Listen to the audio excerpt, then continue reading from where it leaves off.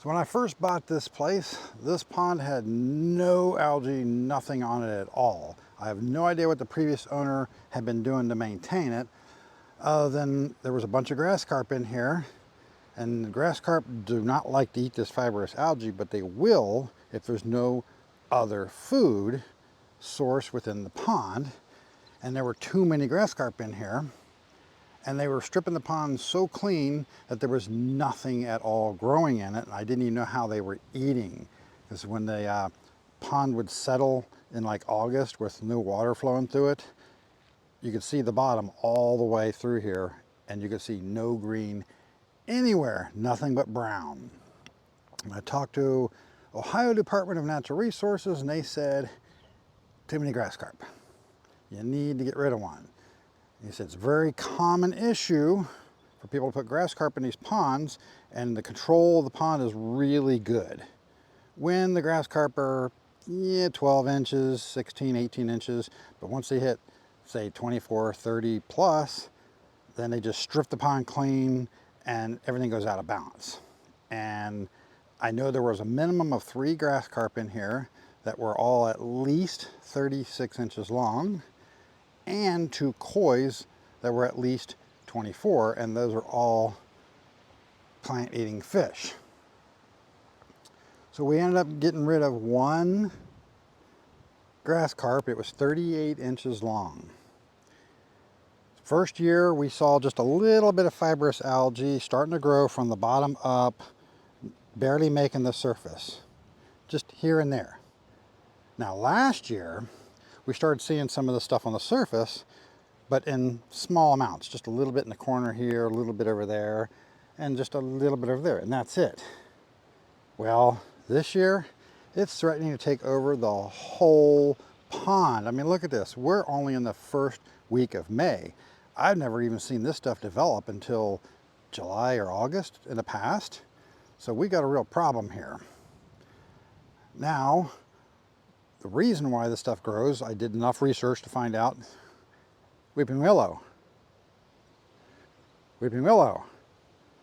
Lots of other trees around. All the leaves, branches, and everything that falls in here settles into the bottom, and as it starts to deteriorate, it creates a lot of nitrogen. This stuff feeds on nitrogen. Now, all of the stuff that almost everything that I've researched to be able to put in here is copper sulfate based to get rid of it. Copper sulfate is bad for the koi. It's toxic for koi, so I don't want to put that in here. Now I did find some stuff for koi ponds, and I'm starting to experiment with how to actually apply it, because the application instructions are meant for little 300-gallon garden ponds, not a real pond. It's starting to kill some of it off a little bit, but it's not doing a whole lot so far. So I'm still playing around with that, trying to figure out how to do it. And we can't kill it all off at once. I can only kill off section by section, because if you kill off too much at once, it can pull a lot of oxygen out of the water, and then the fish can die. So yay. Now over here on the island, there is some electric out there. And there's a switch in the house that we believe powers that. And the previous owner may at some point have had a fountain or something in here. But right at the moment, I don't know. I have to chase the power out and find out, but we've got what we like to call Gus and Greta. So there's Greta sitting on her nest, and there's Gus over here standing watch. So if we go out there and we try to investigate that, Gus is going to get upset with us. He's going to come over here and make life as difficult as he can for us, as long as we're trying to get on that island. So we're not dealing with that until they hatch, which should only be maybe another week or 2. They're pretty close. So meanwhile, I've been trying to pull some of this out with just a pull skimmer, and we're throwing it back into the woods back there to get rid of it. But that I can't seem to even keep up with how fast it's growing, because it's growing pretty quickly here. So I did see, as a test, I thought, well, I saw an ad for one of those fountains you can throw in that's solar powered, and it was like, I don't know, 24 inches, 18, 24 inches around. I'm like, it may not be enough, but yeah, if it's not too expensive, I can throw one in there to at least help some, because you need to oxygenate it to help with all this, right? So I went on Amazon and I looked around, and all I could find was one size, but I didn't see the actual dimensions anywhere, and I didn't look hard enough. I wasn't digging deep enough. So but they were only 25 bucks. I thought, well, it's obviously not going to be one of those 18-inch ones. Let's go ahead and grab it. 25 bucks, heck with it. We'll throw it in here. Well, this is what showed up.